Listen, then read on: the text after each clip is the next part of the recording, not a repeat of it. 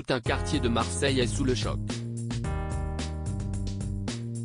Ce dimanche de Pâques est entaché d'un drame à proximité de la rue de Tivoli, dans le 5e arrondissement de Marseille, Bouches-du-Rhône, où un immeuble s'est effondré dans la nuit de samedi à dimanche, au numéro 17, précise Le Parisien. Dans les abords, l'inquiétude est palpable.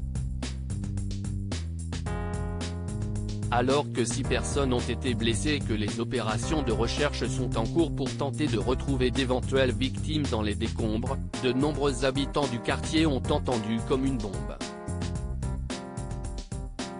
Parmi eux, Camille Lacour et Alice Détolénard, comme rapporté par la jeune maman du petit Marius sur Instagram. Cette nuit, j'ai entendu un immense bruit au loin qui faisait froid dans le dos, a-t-elle relaté en story, ce dimanche 9 avril. Puis, au réveil, comme grand nombre de ses voisins, elle a pu découvrir l'événement terrible qui s'est produit dans la nuit. En entendant ce bruit qui a duré 3 secondes, explique Alice Détolénard, récemment installée à Marseille avec son compagnon sportif. Je me suis douté qu'il s'agissait de quelque chose de sérieux. Ce matin, j'ai une pensée pour les personnes dont la vie s'est peut-être envolée en 3 secondes. 3 secondes purées et tout peut changer. La compagne de Camille Lacour, et mère de son fils, est sous le choc. Pardon pour le bad en ce jour de Pâques, mais on aurait tort de détourner les yeux. Les drames font partie de la vie malheureusement. Alors soyons encore plus heureux, c'est aujourd'hui, a-t-elle partagé.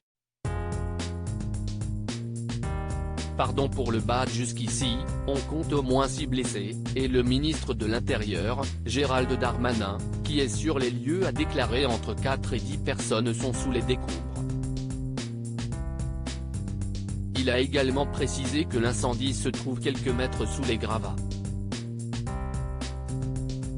Le Parisien rapporte une information selon laquelle, l'explosion au cours de la nuit, dans cet immeuble de la rue Tivoli est bien liée au gaz. Elle aurait mené à un embrasement depuis la cave, précisent nos confrères. Le maire Benoît Payan a expliqué que 32 immeubles des environs ont été évacués par précaution. 163 personnes ont par ailleurs dû être prises en charge par les services de la ville.